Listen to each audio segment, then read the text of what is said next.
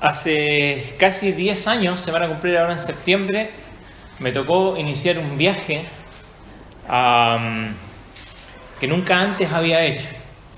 Lo había hecho en ómnibus, había acompañado a alguien, pero nunca había hecho ese viaje. Entonces había un poco de nerviosismo. Usted más o menos se recuerda más o menos cuál fue ese viaje.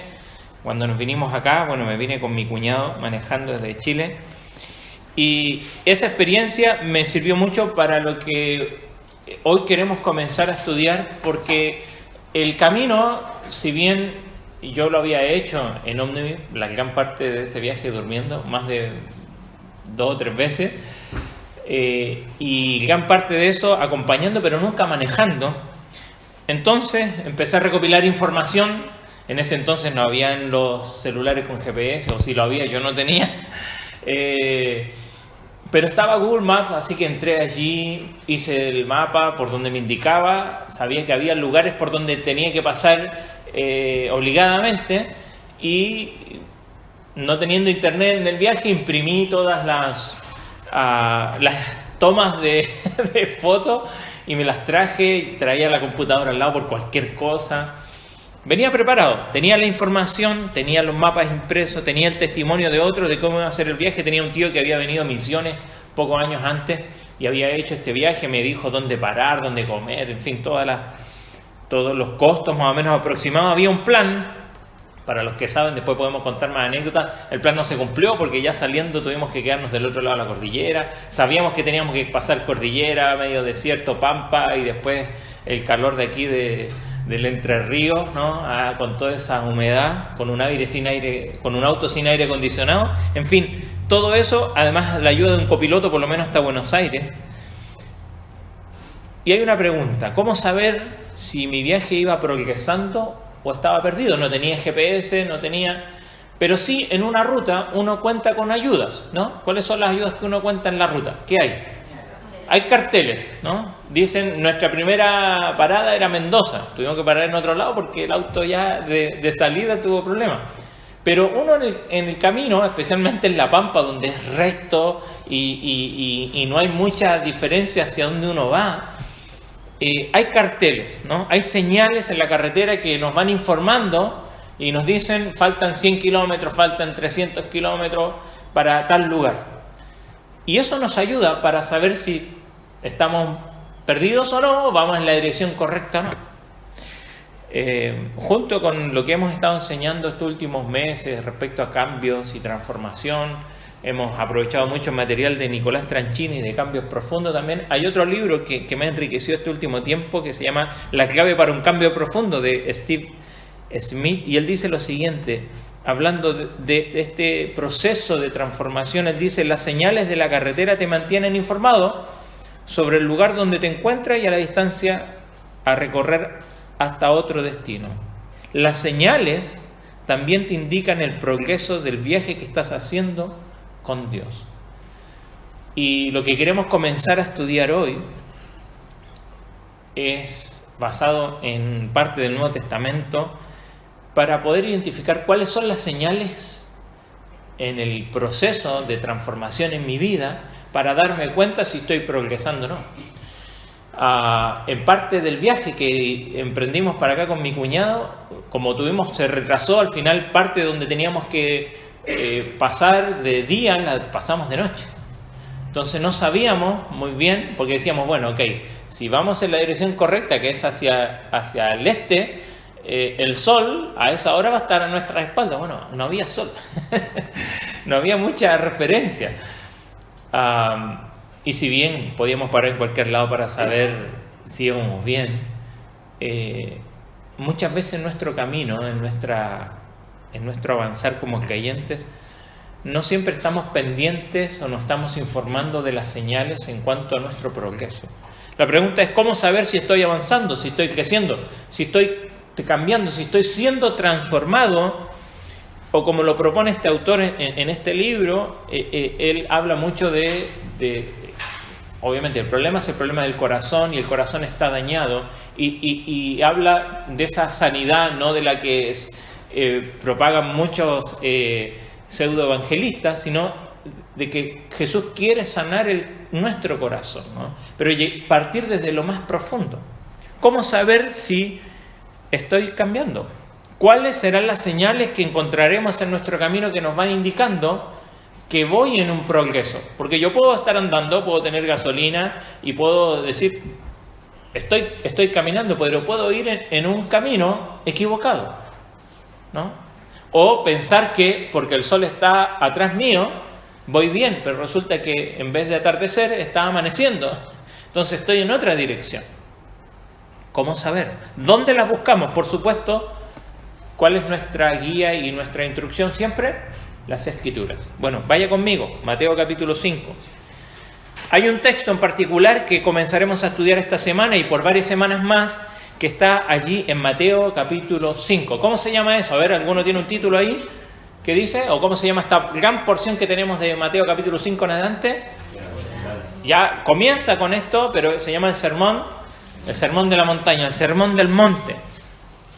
Precisamente donde estaremos nosotros varias semanas van a ser simplemente en la introducción, que es una introducción muy particular para un sermón, que son las bienaventuranzas. Pero ¿qué es el sermón del monte? ¿No? El sermón del monte es reconocido como uno de los discursos más formidables que podemos encontrar en las Escrituras que jamás se haya predicado. Nuestro mismo Señor Jesucristo toma tiempo de dar no una enseñanza como lo hizo posteriormente, dando parábolas, de acuerdo a alguna ocasión, ¿no? Los fariseos hacían algo y él, ¿qué hacía? Bueno, tomaba esa lección o había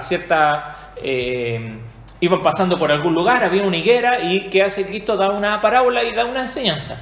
Aquí él da un sermón probablemente, si nosotros vemos la extensión, capítulo 5, capítulo 6, capítulo 7 de Mateo, es este gran sermón, por lo tanto, tiene que haber sido preparado con anterioridad, de antemano. Hay intencionalidad en este sermón.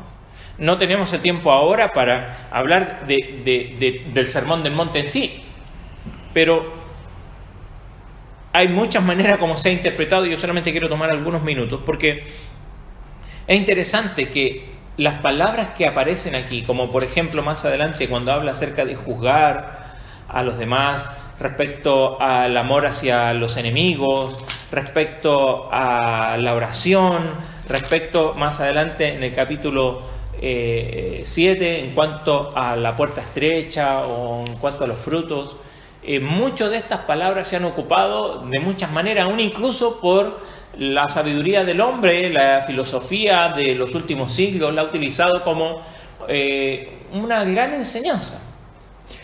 Por eso es que cuando vamos al Sermón del Monte como enseñanza, podemos encontrar, si usted va a leer o va a encontrar estas palabras en otros libros, va a encontrar que muchas personas la interpretan de manera diferente, ¿no?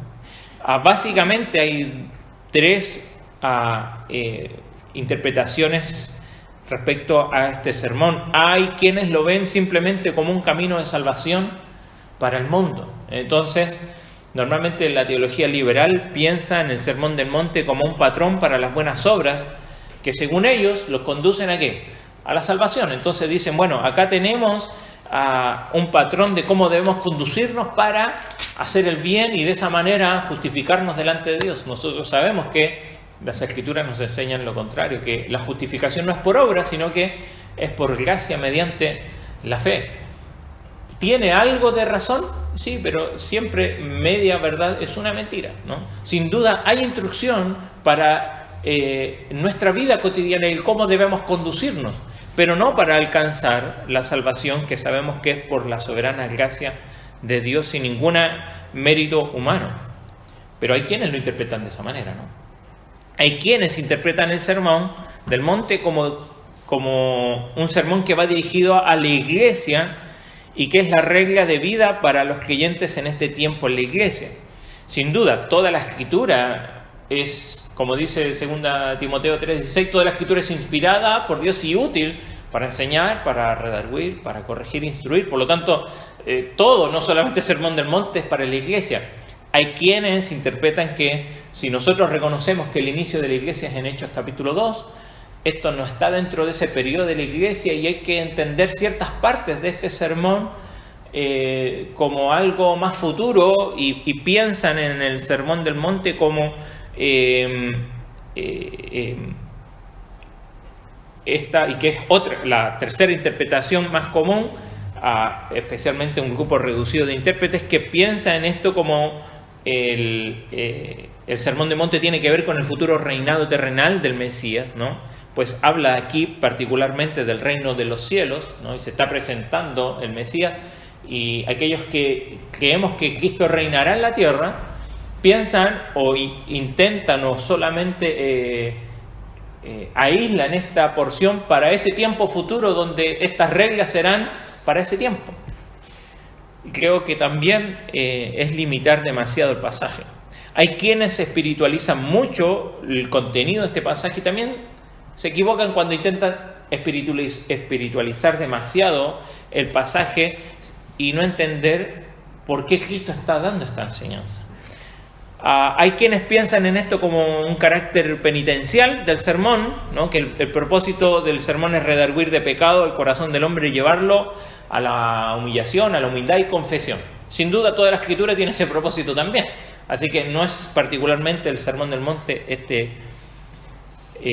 tiene solamente esa aplicación. Sin duda, más allá de todas las interpretaciones que podamos encontrar, siendo un sermón de nuestro Señor hacia sus discípulos, porque vemos allí, y ya lo vamos a ver en la introducción, donde nos pone el contexto de este pasaje, que está hablando a sus discípulos. Hoy el Señor quiere de nosotros que seamos sus discípulos, le sigamos a donde Él va. Por lo tanto, esta palabra es para nosotros hoy, ¿no? Y más allá de las distintas interpretaciones, y comprendo y entiendo y respeto a mis hermanos que a veces pueden tener distintas posiciones e intentan poner este pasaje solo en algunos lugares para su interpretación, quiero que podamos ver este texto a la luz de lo que hemos venido estudiando, ¿no? Sin duda tiene, como dice Evis Carballosa, el Sermón del Monte tiene como objetivo principal regular la vida y el servicio de un discipulado regenerado y justificado durante el tiempo que precede la inauguración del reino. O sea, sin duda estamos aún, Cristo no está reinando terrenalmente para aquellos que tenemos esta postura, pero sin duda Él es el Rey y quiere de nosotros que vivamos según las disposiciones de su reino. Ahora, aquí y ahora. ¿Cuáles son ellas? ¿Por qué estudiar las bienaventuranzas, ¿no? Para poder, como dijimos en la introducción, examinar si estamos avanzando o no? Bueno, porque como vemos aquí, vamos a leer los dos primeros versículos de Mateo 5. Dice: cuando vino a las multitudes, subió a la ladera de una montaña y se sentó. Sus discípulos se le acercaron y tomando él la palabra comenzó a enseñarles diciendo. Él está con los suyos, intencionalmente va a un lugar que estaba preparado, probablemente los que han visto la serie Chosen en la aplicación, creo que la segunda temporada termina aquí, ¿no? Antes de este sermón. Si no, busque Chosen en internet, en alguna aplicación, o es una aplicación, la pueden bajar, y es muy interesante la intencionalidad que muestra y cómo la interpreta ahí aquellos que crearon esta serie, ver cómo se está preparando todo porque Jesucristo quería dar un sermón. Y Él pide a sus seguidores que se acerquen y comienza a enseñarles lo que significa pertenecer a este reino. ¿Se acuerda que dice Juan capítulo 3? Si no, ¿cómo puedo ver el reino de los cielos? ¿Cómo puedo saber si estoy allí? Es necesario nacer otra vez, desde el cielo, de lo alto. Por lo tanto, si tú has nacido del cielo y de lo alto, este sermón es para ti. Estas enseñanzas son para ti y para nosotros hoy. Y queremos circunscribirlo a esta evaluación que queremos hacer de nuestras propias vidas, de nadie más, ¿no? No de mi hermano, mi hermana, de mi propia vida. Ahora, estas bienaventuranzas, ¿no? Son una serie de bendiciones que Jesús declara que son características de los que están bajo su reinado. A menudo tratamos de entender estas declaraciones por separado, ¿no? Y las vamos a estudiar por separado, pero debemos entenderla también de una manera progresiva. Por eso vamos a comenzar por la primera y no por la última, porque tienen un sentido de progresión. Una lleva a la siguiente, es como una escalera, ¿no? Yo no puedo saltar aunque si me esfuerzo y me ejercito, podría saltar del primer escalón al quinto. Pero en este caso, Cristo quiere comenzar por el primer bienaventuranza y continuar por la segunda y la tercera, porque cada una lleva a la siguiente. En lugar de describir los diferentes aspectos de la vida del reino, cada bendición lleva a la siguiente, guiando a las personas hacia un objetivo de transformación, de cambio. Y esto nos da a nosotros también un mejor sentido a estas bienaventuranzas, que se convertirán en este proceso que comenzamos hoy en una guía que nos va a ayudar a identificar las señales de progreso de nuestro crecimiento personal, a medida que vamos en ese camino hacia la integridad, hacia la santidad, hacia la madurez, hacia ese proceso de gracia en gracia que vamos avanzando cada uno de nosotros. Vamos, comencemos y demos lectura a la palabra. Vamos a leer todas las bienaventuranzas hasta el verso 12 y luego nos vamos a centrar en la que estudiaremos hoy. Dice así, verso 3 ahora. Lo voy a leer en la Reina Valera. Dice: bienaventurados los pobres en espíritu, porque de ellos es el reino de los cielos. Bienaventurados los que lloran, porque ellos recibirán consolación. Bienaventurados los mansos, porque ellos recibirán la tierra por heredad. Bienaventurados los que tienen hambre y sed de justicia, porque ellos serán saciados. Bienaventurados los misericordiosos, porque ellos alcanzarán misericordia. Bienaventurados los de limpio corazón, porque ellos verán a Dios. Bienaventurados los pacificadores, porque ellos serán llamados hijos de Dios.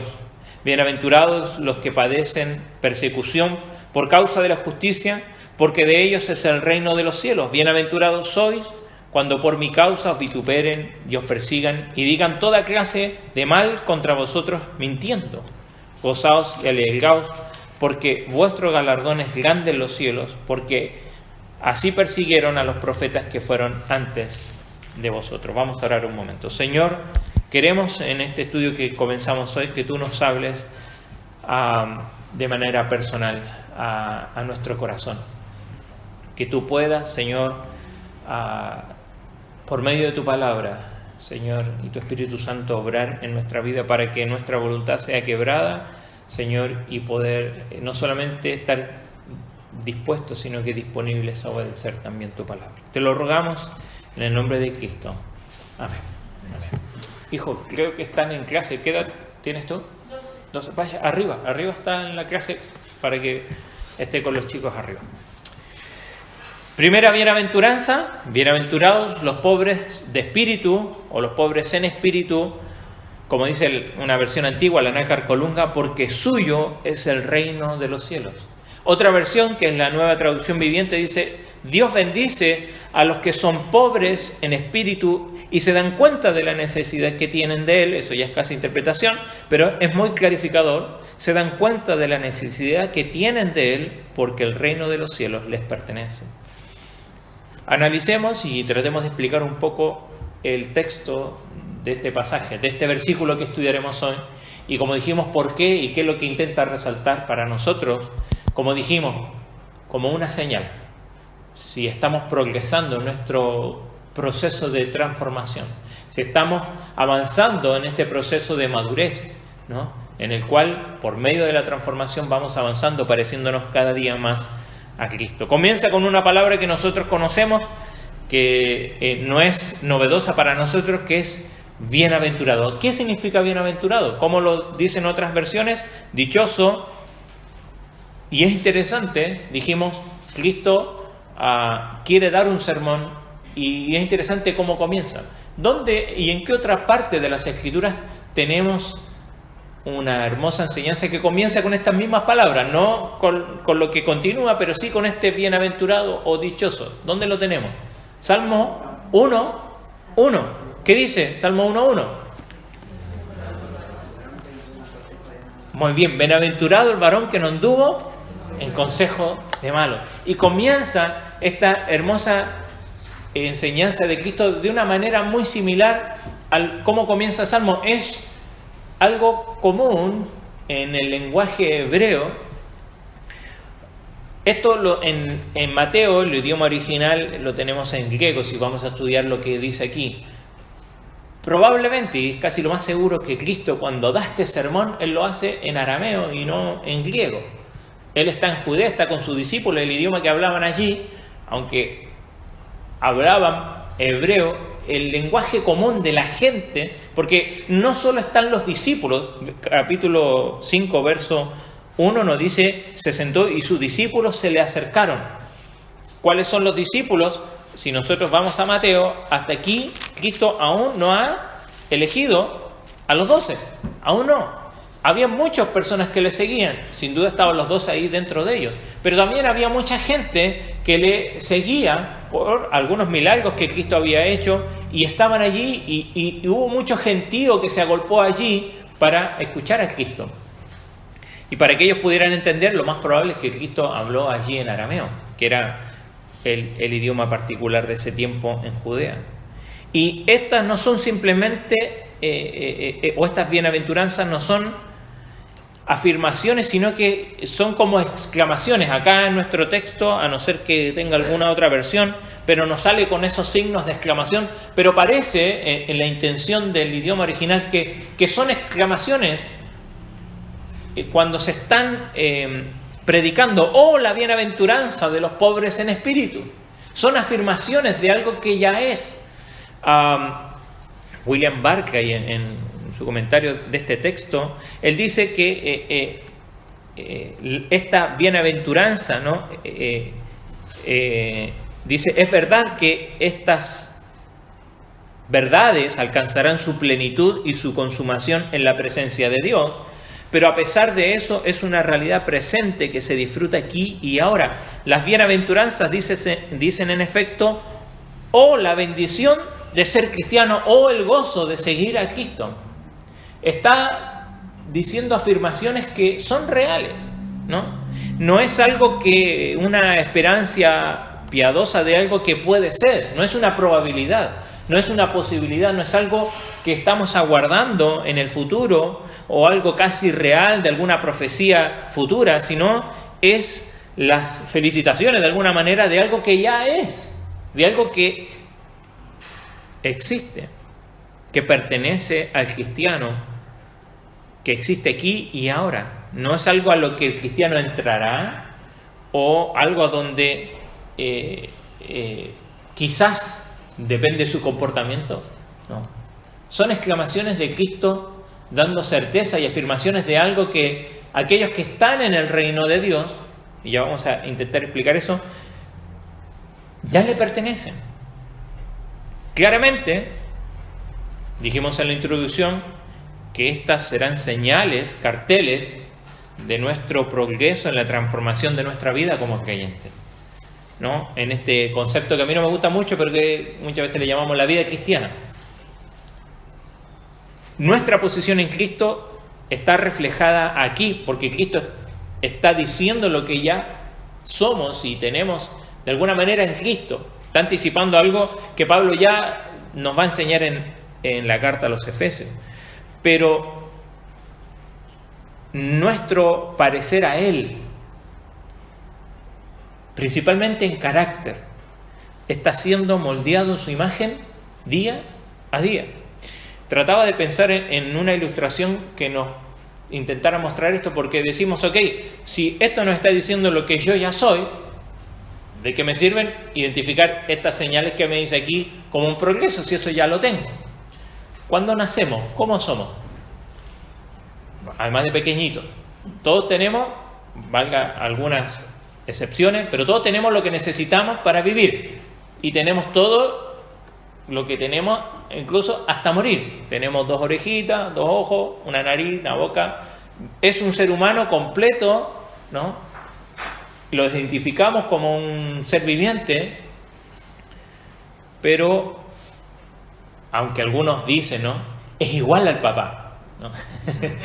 Pero la verdad, por lo menos mis hijos parecían un ratón mojado cuando nacieron, así, chiquitos, bien flacos, ¿no? Y son bien feitos cuando nacen, si es la verdad.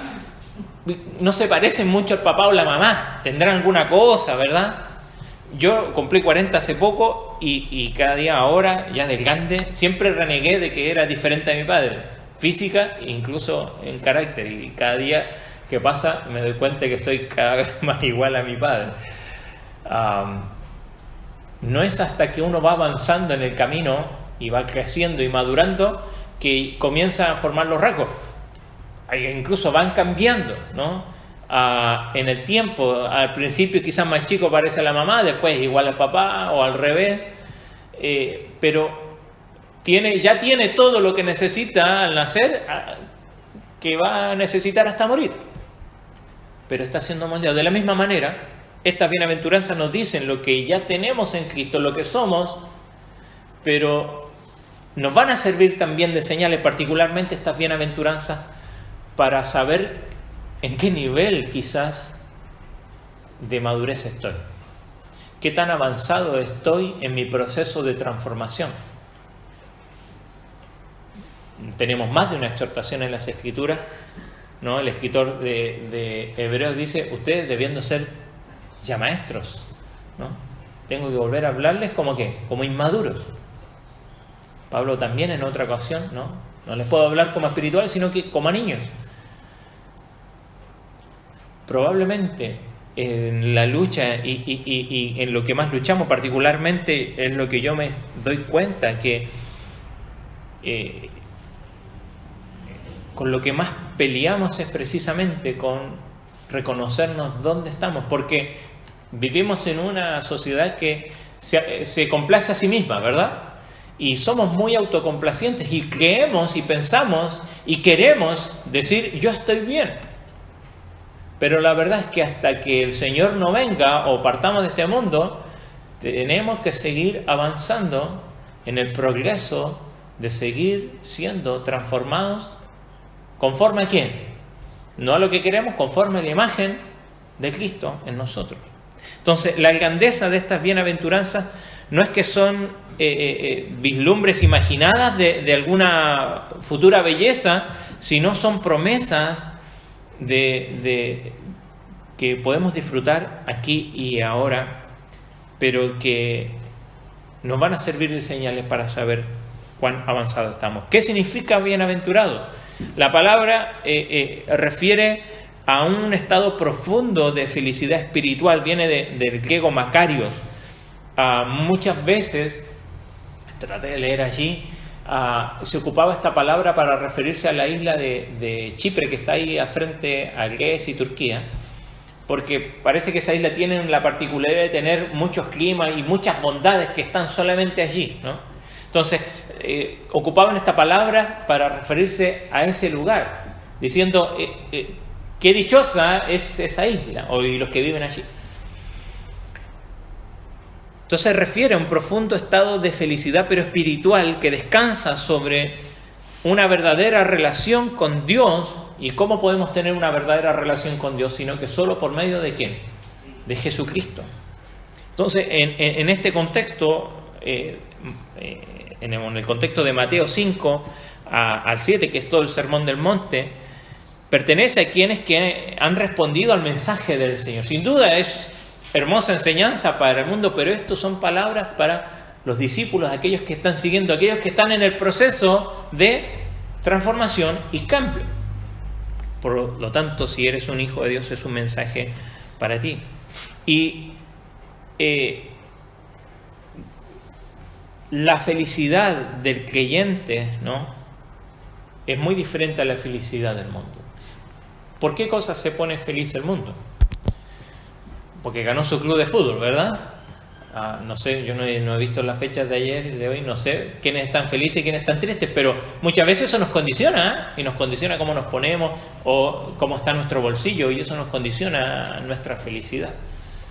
La felicidad que habla aquí, esta dicha que habla en todos estos versículos, no es la felicidad que el mundo entiende, sino la felicidad que habla de la dicha íntima del creyente, que no consiste en poseer la verdad y conocerla solamente, que eso es un gran problema en el proceso de transformación, porque muchas veces creemos que tener la información de cómo debo de cambiar, entonces ya estoy siendo transformado, y no necesariamente es así. Incluso muchas veces el exceso de información llega a ser una distracción, ¿no?, de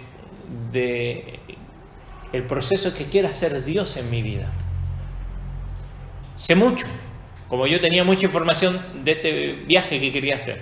Me puedo saber todos los datos, pero hasta que yo no entro en la ruta y comienzo a andar y me encuentro con problemas del auto, de la ruta, del clima, de lo que sea, no estoy progresando y no voy viendo las señales si voy avanzando o no. Entonces no consiste en poseer la verdad y conocerla solamente, sino que en aceptarla y obedecerla. Fíjese, Juan 20:29, el Señor Jesucristo le dice a Tomás, ¿te acuerdas que había pasado con Tomás? Si yo no meto los dedos allí, yo no. ¿Y qué le dice? Bienaventurado, le dice, porque has visto, Tomás, creíste, bienaventurados los que no vieron y creyeron. Por lo tanto, no es simplemente tener la verdad, conocerla, es esa felicidad que viene de esa íntima relación con Dios en aceptar su verdad y obedecerla.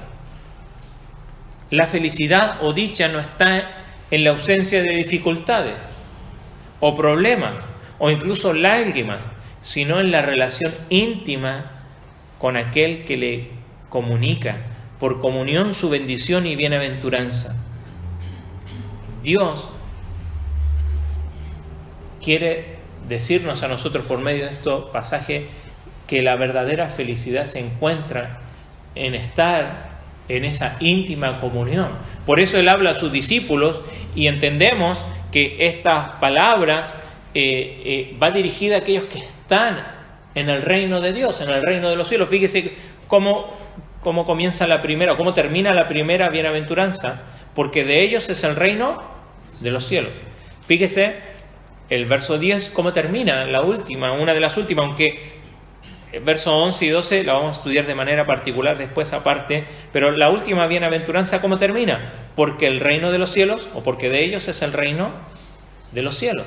Esta forma o esta figura o expresión literaria donde al principio y al final incluye, por lo tanto, todo el resto que está en el medio, también tiene esa cláusula, ¿no?, de que estas bienaventuranzas son para aquellos que están o les pertenece el reino de los cielos.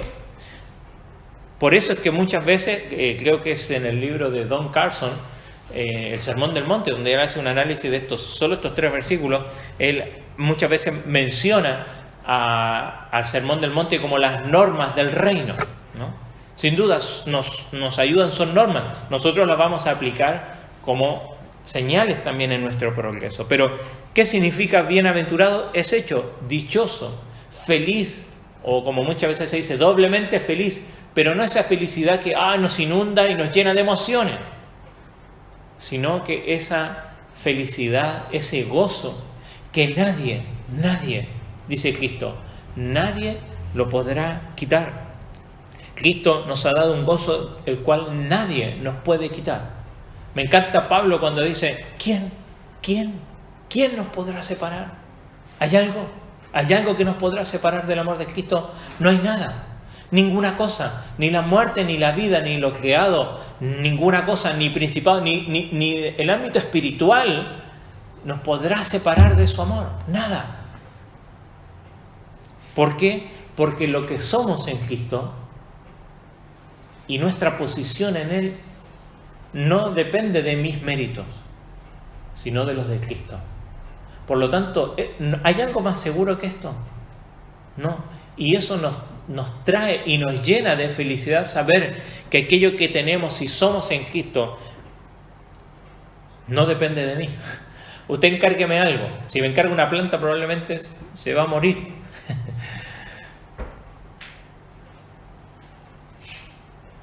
Pero lo que subsiste en Cristo es inamovible, y eso nos llena y nos debe llenar de dicha. Por eso hay gozo, hay dicha, hay bienaventuranza para aquellos que son sus hijos.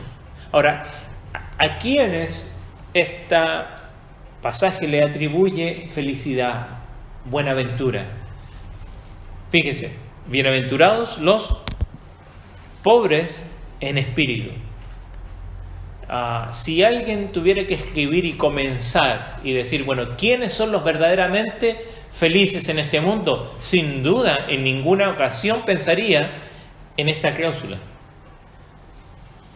Normalmente pensamos que las personas más felices son ¿quién?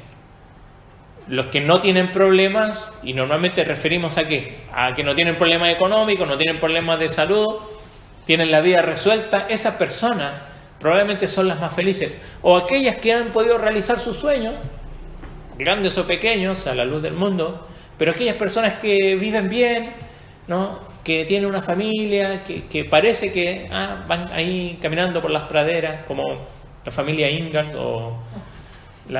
¿cómo se llama la otra película? Hablamos el otro día, nos empezamos a acordar. Bueno, de la novicia rebelde, esa familia así, ¿no? Por las praderas, el final feliz de Hollywood. Bueno, la verdad es que el Evangelio es todo lo contrario. Es todo lo contrario a lo que a veces nosotros mismos nos imaginamos. Y comienza con una frase que llega a lo más profundo de nuestro corazón. Porque cuando dice pobres en espíritu, es la misma palabra que utiliza Lucas cuando está hablando de la historia de Lázaro. ¿Se acuerda? Lázaro y el rico. ¿Quién era Lázaro? Era un mendigo. No era alguien que no tenía suficientes recursos. Era un mendigo. ¿Cuál es la diferencia? Porque hay varias palabras que se ocupan en la Escritura para referirse a pobre. La más común es aquella que habla de aquellos que tienen escasos recursos, ¿no? Pero que a pesar de que trabajan y hacen con sus manos para poder subsistir, aún así están en pobreza, ¿no? La tenemos, por ejemplo, en el Antiguo Testamento a Ruth, ¿verdad? Estaban pobres, estaban en necesidad, estaban en escasez. Hay pobreza. Pero tienen a que echar mano. Bueno, la palabra que se ocupa aquí, pobre, no es esa, es otra palabra, que habla de la miseria del ser humano. Pero aquí es interesante que habla de pobres en espíritu, de reconocer nuestra miseria espiritual. ¿Qué es la pobreza en espíritu? ¿Qué es? Ciertamente no se trata de carecer económicamente de recursos o una pobreza material. Tampoco es la pobreza o la ignorancia espiritual o esa persona medio pusilánime, un poco tímida, decimos, es pobre en espíritu porque es medio calladito, todo le pasan por encima. No es eso lo que está hablando aquí o lo que ellos que les falta coraje. No. Menos hablar de que falte al Espíritu Santo. Esta expresión se ocupa mucho en el Antiguo Testamento para referirse muchas veces al pueblo de Israel cuando habla de que ellos son pobres o son los pobres del Señor debido a su condición, normalmente debido a la opresión de otros pueblos. Pero hay un pasaje interesante que está allí en Proverbios 16-19 para quien quiera anotar y dice: mejor es humillar el espíritu con los humildes que repartir despojo con los soberbios. La misma idea que habla allí, humildes, es esta idea de pobres, ¿no? Y muchas veces la vemos intercambiada en el Antiguo Testamento, esta idea de modesto, humilde, con esta idea de pobre. Esta palabra, traducida como humilde, en otros lugares se traduce como pobre y encajan bien. Hay dos versículos en el Antiguo Testamento que nos acercan mucho más al significado de esta idea de pobre en espíritu. Una la citamos hace poco, no me acuerdo, la semana pasada, Isaías 57:15, dice: porque así dijo el alto y sublime, el que habita la eternidad y cuyo nombre es el Santo, yo habito en la altura y la santidad y con el quebrantado y humilde de espíritu. Otro pasaje en Isaías 66:2 dice: mi mano hizo todas estas cosas y así todas las cosas fueron, dice Jehová, pero miraré a aquel que es pobre y humilde de espíritu y que tiembla a mi palabra. La pobreza en espíritu, dice Don Carson, es el reconocimiento personal de la bancarrota espiritual.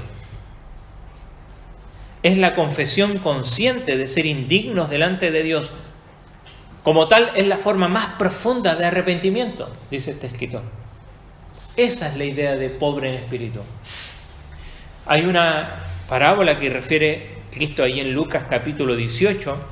Yo simplemente quiero mencionar algunos pasajes ahí. Lucas capítulo 18, verso 9 en adelante. Tenemos esta parábola que Cristo habla cuando dice: a unos que confiaban en sí mismos como justos y menospreciaban a los otros, dijo también esta parábola. 2 hombres subieron al templo a orar, uno era fariseo, el otro publicano. ¿Lo recordamos esa parábola? ¿Cómo oraba uno? Señor, en pie te doy gracias, porque no soy como los otros, como este publicano. Ayuno. Él está orando a sí mismo y para los demás. Y después está el publicano que dice, golpeaba su pecho diciendo: Dios sé propicio a mí. Y la pregunta de Cristo, lo que dice Cristo: os digo que este último descendió a su casa justificado antes que el otro, porque cualquiera que se enaltece será humillado y el que se humilla será enaltecido. ¿Cuál es la diferencia de estos dos personajes? El fariseo se autoalababa porque se consideraba bueno y religioso. El publicano no se consideraba digno ni siquiera de alzar los ojos al cielo, sino que se golpeaba el pecho diciendo: Señor, sé propicio a mí. Y el Señor Jesucristo alabó al publicano, quien evidentemente reconoció ¿qué cosa? Su pobreza. Reconoció su pobreza espiritual y se humilló delante del Señor. Esa es la idea que dice aquí: bienaventurados los pobres en espíritu. Cuando reconocemos nuestra condición espiritual, cuando reconocemos que somos indignos delante de Él. Si una persona es consciente de su total destitución y ha puesto toda su confianza en Dios, entrarán en su vida 2 cosas, dice Barclay, que son como 2 caras de una misma realidad. Estará totalmente desligado de las cosas porque sabrá que las cosas no tienen capacidad de dar felicidad o incluso seguridad. ¿Cuántas veces hemos confiado en las cosas creadas, en la creación, para nuestra seguridad, para nuestra felicidad? Pero la otra cara de la moneda es que dependerá totalmente de Dios, porque sabrá que solo Dios puede ayudarle, y es su esperanza y es su fuerza. Y la persona que es pobre en espíritu vive esto, se ha dado cuenta de estas 2 cosas, que lo creado no dice nada, pero Dios lo es todo. No es que dice Cristo muchas veces: ninguno puede servir a 2 señores. Y muchas veces nos encontramos en esa condición. Me encantó esta cita porque me dio duro al corazón. Don Carson, en su comentario de Mateo, dice: sospecho que no existe un orgullo más letal que aquel que encuentra sus raíces en un amplio saber, en una gran piedad externa o en una ostentosa defensa de la ortodoxia. Mi sospecha no pone en tela de juicio el valor del saber, ni de la piedad, ni de la ortodoxia. Más bien, expone a los presuntos creyentes a la luz desnuda de esta bienaventuranza. El orgullo basado en unas virtudes genuinas tiene un enorme potencial para facilitar el autoengaño, pero nuestro Señor no lo permite.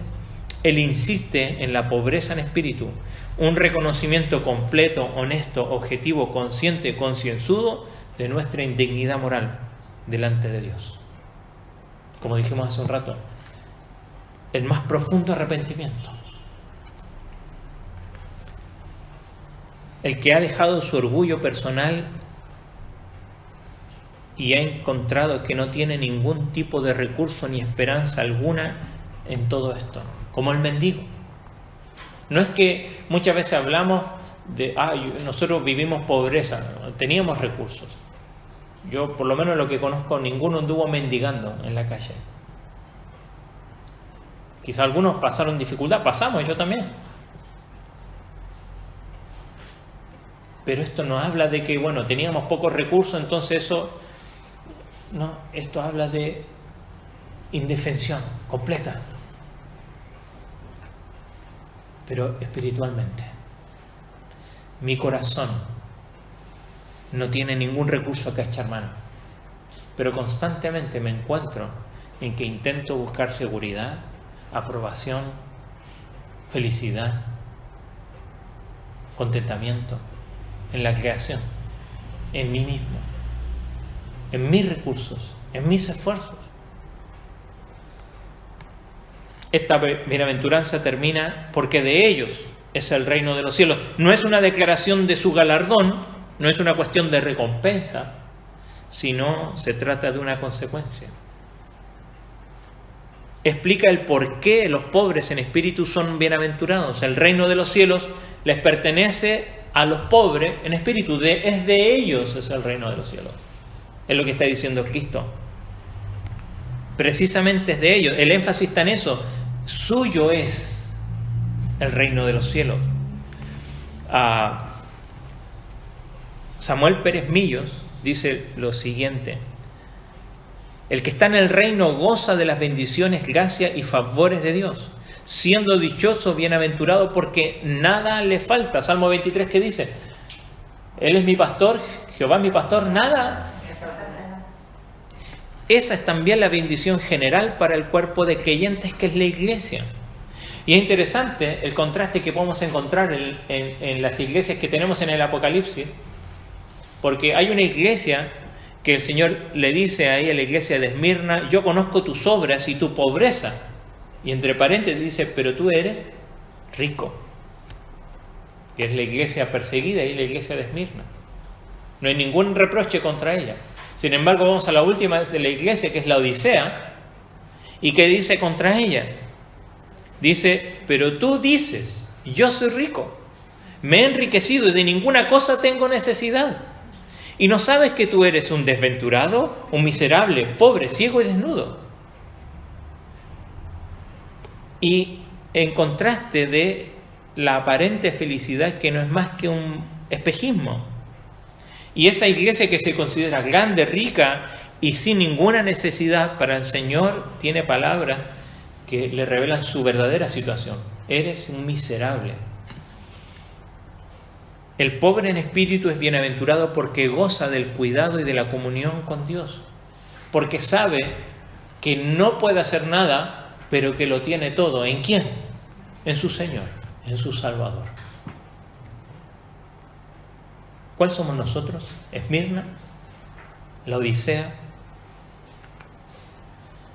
Esta primera bienaventuranza pone en entredicho esa cosmovisión dominante en el mundo y muchas veces en nuestras propias iglesias, en nuestra vida, que las bendiciones materiales son la señal de la aprobación de Dios en la vida de las personas y que éstas fluyen automáticamente de las bendiciones espirituales. Pero Jesús enseña algo completamente contrario, que la norma del reino de los cielos es la bancarrota espiritual, en contraste con la autosuficiencia que caracteriza, en este caso, y lo vemos Cristo normalmente contra los líderes religiosos.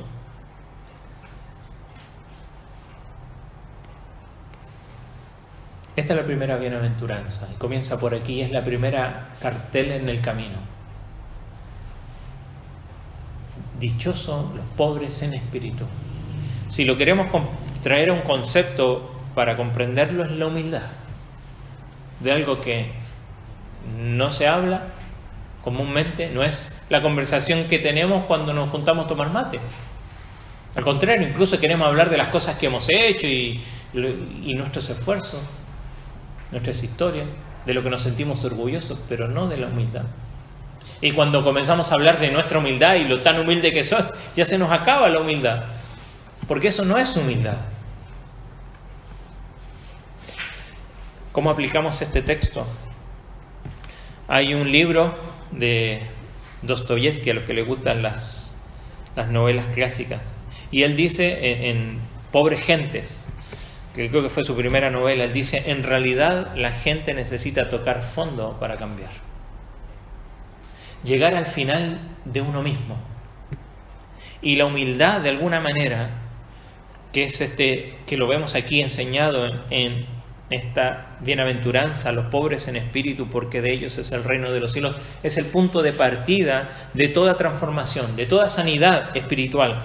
Y comienza con lo que se llama llegar al fondo de uno mismo, llegar hasta lo más bajo y comprender nuestra indignidad delante de Dios. El momento en que reconocemos que aquello que consideramos que nuestros recursos y fuerzas para cambiar, para intentar sanar nuestras heridas, no son más que esfuerzos inadecuados. Esta bienaventuranza marca la muerte del orgullo de mis recursos internos para intentar arreglarme a mí mismo. ¿Cuántas veces nos hemos encontrado en este esfuerzo? De intentar arreglarme a mí mismo. Yo lo puedo hacer, yo sé cómo hacerlo. Yo lo voy a lograr. Y no le pido ayuda a nadie, ni siquiera a Dios. Y es interesante que esto habla a los discípulos, donde ellos están escuchando no solo, sino que en comunidad. Porque es necesario entender que este proceso de transformación no es solo. No estamos como la mariposa en una oruga, solos allí siendo transformados. Estamos dentro de un redil, dándonos de pechazos entre las ovejas unos a otros, pero en los cuales también podemos ayudarnos. No podemos comenzar nuestro viaje a la integridad hasta que no hayamos pasado por esa señal. Bienaventurados los pobres en espíritu. Llegar al fondo de mí mismo es recibir en nosotros la vida del reino de Cristo. Obtener acceso al poder transformador que yo no poseo.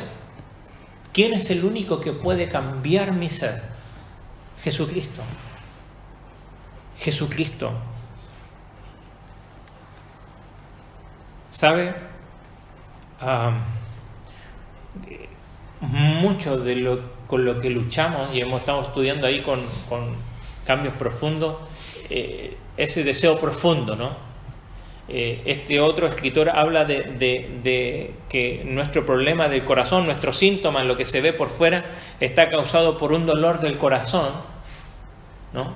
Que necesita ser sanado, pero que está condicionado por el pecado que habita en mí. ¿Y quién es el único que puede tratar con el pecado y sacarlo de en medio? Es Cristo. Es Cristo.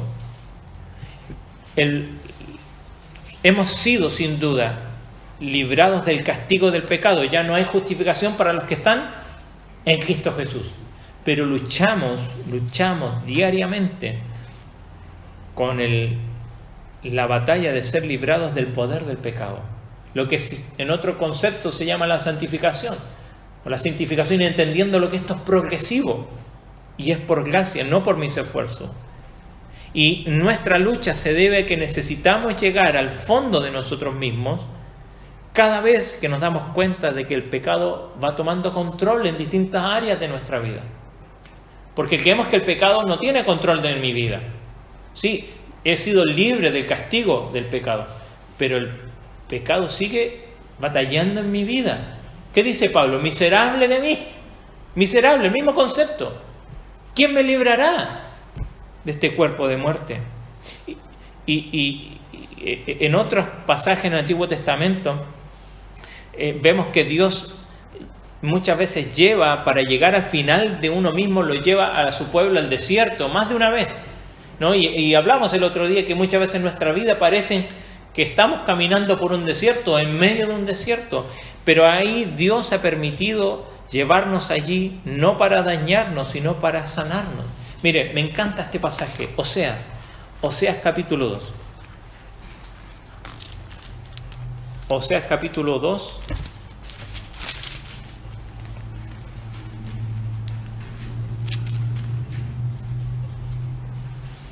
La muestra del Señor hacia su pueblo, les dice lo que son, los confronta. En verso 2, 3 en adelante, le dice: ni tendré misericordia de sus hijos, porque su madre se prostituyó, y comienza a hablar de la realidad de su propio corazón, de llegar hasta lo más profundo de su propio pueblo. Verso 6, por tanto aquí yo rodearé de espinos su camino y le cercaré con seto y no hallará sus caminos. Seguirá sus amantes y no los alcanzará, y buscará y no los hallará.